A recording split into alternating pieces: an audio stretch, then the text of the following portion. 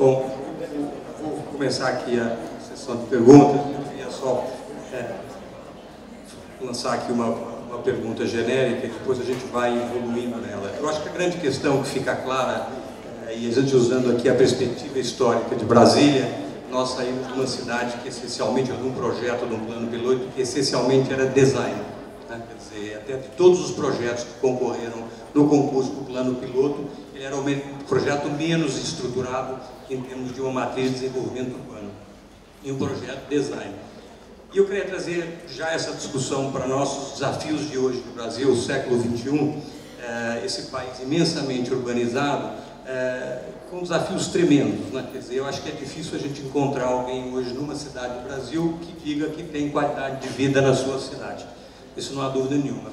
E ao mesmo tempo nós estamos enfrentando, por causa do novo Estatuto das Cidades, a obrigatoriedade que todas as cidades criem seus planos diretores. E se nós formos olhar a quantidade de cidades que estão fazendo o plano diretor, dentro dos 5.600 municípios, mais ou menos, que nós temos no Brasil, é uma ínfima parte que está endereçando essa questão. E muitos dos que estão endereçando, não me parece, enfim, na opinião geral, que não estão endereçando bem. E eu queria colocar uma questão aqui fundamental, porque a sensação que dá, e o que nós temos visto dos planos diretores até agora apresentados, eles essencialmente vão para estabelecer questões regulatórias. Eles são maciços de regulamentos, maciços de legislação, maciços de diretrizes, e todos eles muito mais restritivos, né, ou coercitivos até de certa maneira, do que indutivos dessa cidade que nós almejamos. Então eu queria introduzir aqui uma questão. Nós temos uma perspectiva histórica, Brasília, com os efeitos que nós sabemos, um ícone da arquitetura mundial, mas que, enfim, não atendeu às demandas no espraiamento da cidade. E nós temos hoje um universo de cidades, eu até me atreveria a dizer, há um estudo sendo feito por dois arquitetos, dois urbanistas de São Paulo, que é a questão do espraiamento, a gente começar a olhar a cidade pela sua periferia e não pelo seu centro urbano, talvez isso seja muito mais realístico. Eu queria colocar aqui, inicialmente, para a Luciana. Luciana, como é que a gente pode introduzir, e qual o papel da academia, de que o design, quer dizer, e o landscape, faça parte de uma cultura que nós não temos ainda hoje no desenho dos marcos regulatórios, que são os vetores que influenciarão o desenvolvimento das nossas cidades?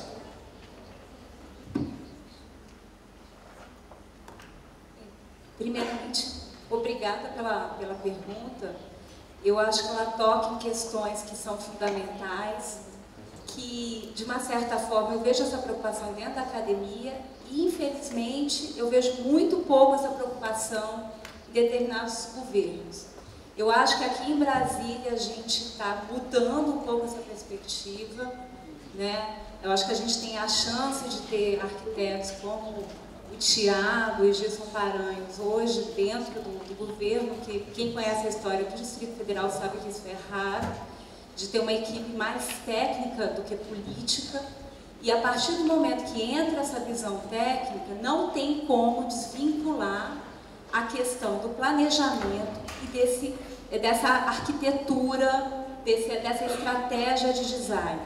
E eu acho que a melhor forma de especular e trazer isso à tona é através de concurso de arquitetura. Não é à toa que Brasília só é possível porque também foi fruto de um concurso.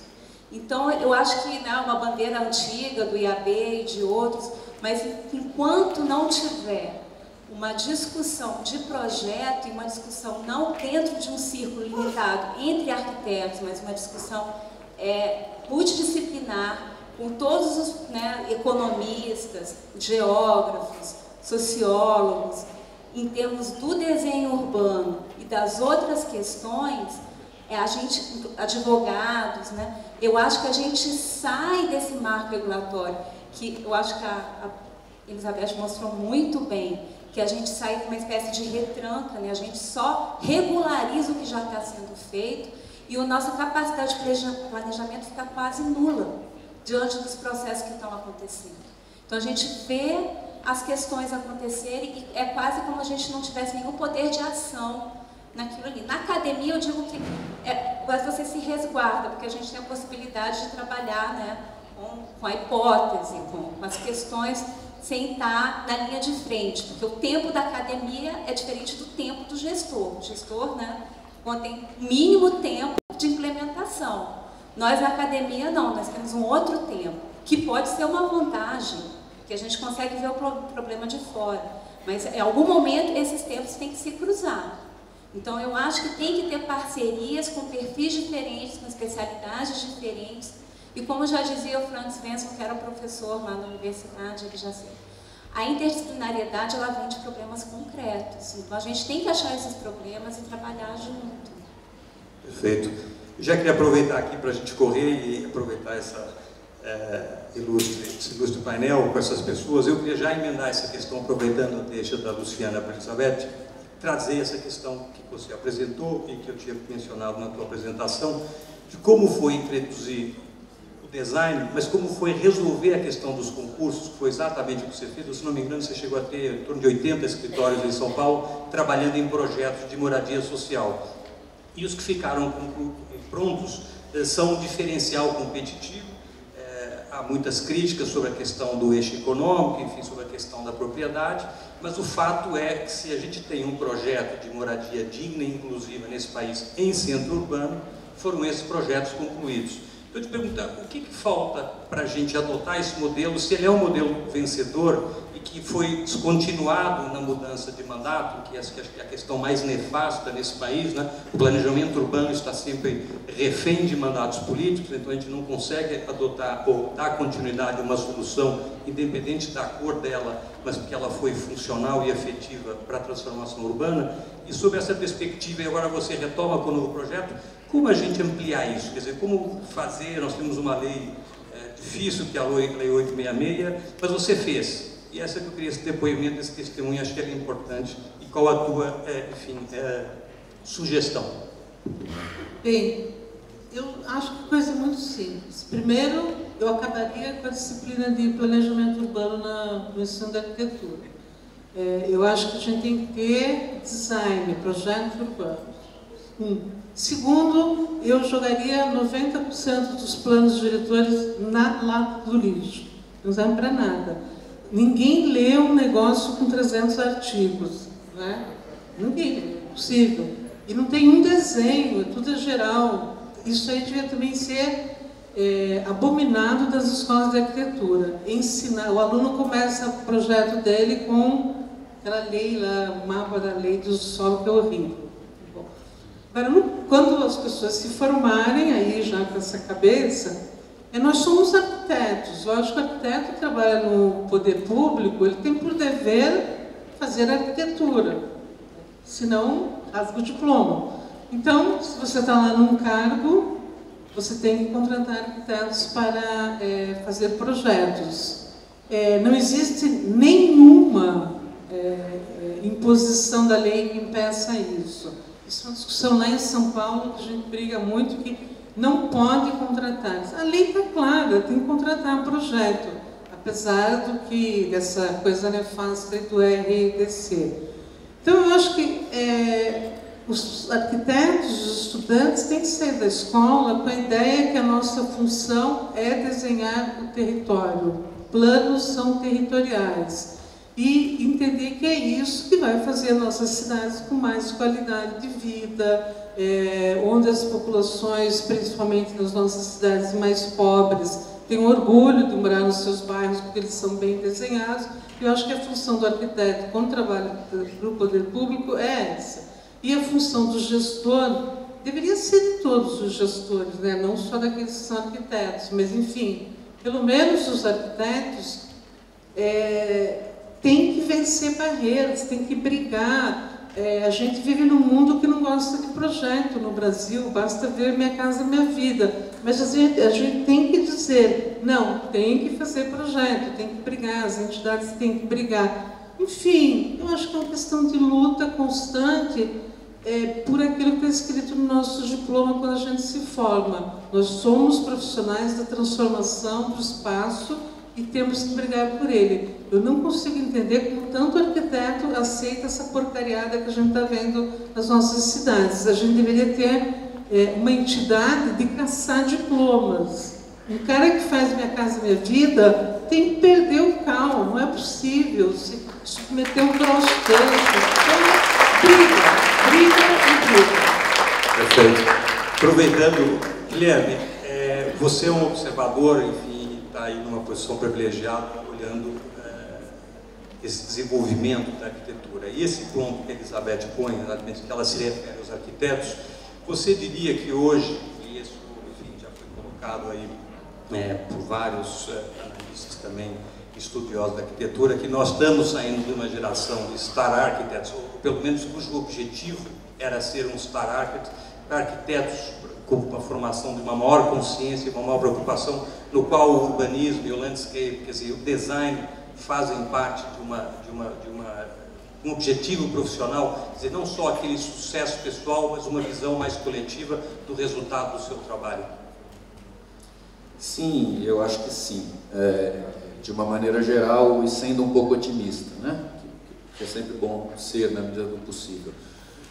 Mas eu queria começar a responder a sua pergunta lembrando de um texto do arquiteto holandês Rem Koolhaas, um dos polêmicos textos dele, como tem tantos, mas em especial um que se chama O que aconteceu com o urbanismo.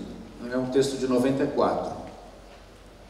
Nesse texto ele parte de um statement polêmico, né? A pergunta é a seguinte: como pode ter morrido o urbanismo como ciência bem no momento histórico em que ele seria mais necessário? Quer dizer, a partir dos anos 90 estava claro, as cidades explodindo, uma complexidade social gigante, ninguém sabendo como dar conta da quantidade de coisas envolvidas naquilo, e, digamos, o antigo cientista que deveria ordenar isso tudo, urbanista, morreu no processo. Então, ao chegar ali, já não havia mais um urbanismo inteiramente desacreditado, porque justamente o que morreu era o urbanismo do planejamento, o urbanismo que foi visto como tecnocrático, como cientificista, positivista, né? Agora, de alguma maneira, dizia o Koolhaas ali, não ficou nada no lugar. Então isso é um problema, né? Porque tamanha complexidade foi simplesmente entregue ao mercado. Do nosso ponto de vista, o que a gente enxerga é o seguinte: claramente o urbanismo foi substituído pela arquitetura. Então são grandes obras de edifícios que passaram a ter o poder de alavanca econômica e de grandes transformações urbanas, sim, mas a partir de construções isoladas, né? O Guggenheim Bilbao é o grande caso famoso, mas são muitos. Então obras de Star Architects, obras muito emblemáticas, acabaram sim, muitas delas, isso a gente tem que reconhecer, sendo capazes de alavancar desenvolvimentos urbanos de grande escala, coisa que antes caberia ao urbanismo, só que o urbanismo supunha-se ia organizar um vasto território. O urbanismo era supunha um plano com complexidades, com diretrizes casadas, né, e não simplesmente um desenvolvimento econômico selvagem. Posto isso, o que me parece hoje, quer dizer, a vanguarda do urbanismo que renasce hoje em dia é do landscape, de fato, né? Porque a visão da paisagem, ela traz, ao contrário do planejamento tecnicista, uma concepção da superação da diferença entre técnica e natureza. Esse landscape urbanismo hoje em dia não é bucólico, né? Não é uma coisa que se volta para uma natureza originária, nem é um paisagismo que a gente imagina como antigamente, quando a gente estudou ainda nos anos 90, quem era paisagista ia fazer jardim, né? Hoje em dia o landscape urbanismo é território, é uma compreensão da arquitetura na escala do território, numa fusão entre artifício e natureza, né, altamente vanguardista, no sentido como o de vários pensadores contemporâneos. Me ocorre aqui o Bruno Latour, o antropólogo francês, que exatamente postula essa questão, né? Não há mais uma diferença entre política e ciência, né? Uma coisa toda está interpenetrada na outra, assim como natureza e cultura. Então, para terminar, eu queria dizer o seguinte: eu vejo, depois da crise de 2008, uma série de manifestações em vários lugares do mundo em que os arquitetos jovens que se formam não procuram mais ser profissionais liberais que vão abrir o seu escritório e ficar atrás de uma mesa esperando o telefone tocar por uma encomenda. São justamente jovens que trabalham em coletivos articulados com arquitetos que são urbanistas, também paisagistas, artistas plásticos, ativistas, e que se colocam diretamente já dentro da sociedade, dos problemas reais que existem, sendo proativos na formulação dos programas, e não se colocando numa posição distanciada e à espera de encomendas. Felipe, parabéns aí pelo projeto que você apresentou, é realmente impressionante a escala do que é feito. E eu queria te fazer aqui uma provocação. Primeiro, é interessante ver esse trabalho da arquitetura efêmera que você propõe, de uma escola no qual a arquitetura hoje tem o Pritzker Prize e o curador da Bienal de Veneza, o arquiteto Aravena, né? E que traz, que é conhecido, mundialmente conhecido pelos seus projetos de habitação social com soluções extremamente inovadoras. Acho que a questão que a gente está discutindo aqui, e a dimensão em particular para o Brasil, né? Acho que é o que todos falam, quer dizer, nós temos que pensar diferente. Do jeito que está, nós não vamos a lugar nenhum. É a velha história. Velhas ideias, velhos problemas, nós não vamos à frente. Você traz aqui uma nova ideia. Há também outros arquitetos pensando isso, mas eu queria te fazer uma pergunta e uma provocação. Dado a escala dos problemas que nós temos no Brasil, que são grandes periferias, com pouco de centro urbano, né, um adensado, a arquitetura efêmera poderia ser uma solução. E aí eu queria incluir uma questão. Olhando isso sob um aspecto econômico, com o modelo de a gente testar, que aliás na apresentação aqui que foi feita colocou muito bem, quer dizer, o design te possibilita, te permite testar modelos antes de você os implementar definitivamente. Ao contrário, você partir de uma legislação que já define a priori, e aí talvez uma herança do nosso modernismo, que você vai definir como tudo vai ser. Poderia ser uma solução introduzindo um componente econômico, porque nós vivemos um problema de escassez de orçamentos ou de capacidade de financiamento do Estado para as massivas transformações que nós temos. São questões de saneamento, são questões de habitação, são questões de abastecimento de água, são questões de mobilidade. Isso poderia fazer sentido? Você já tem alguma iniciativa nesse sentido? Thank you for the question. I think that we shouldn't be the ephemeral and static city as a part.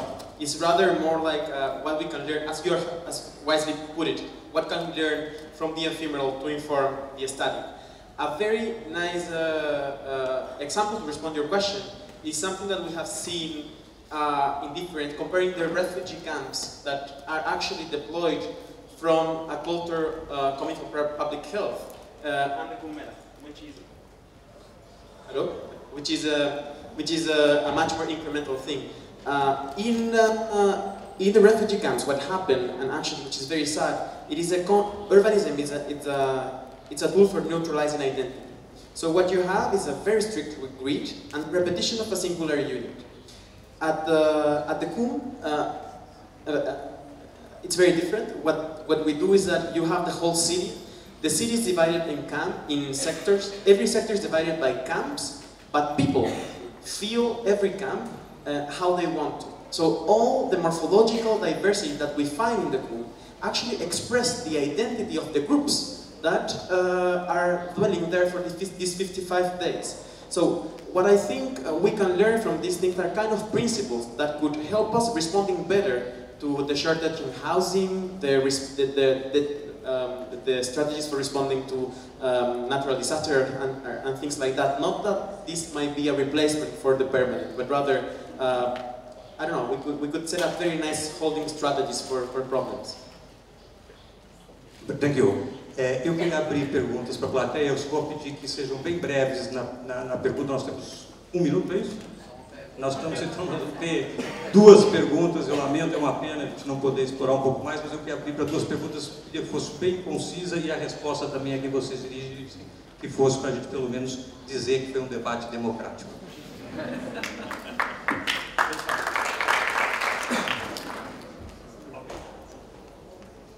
Alguém quer falar? Não?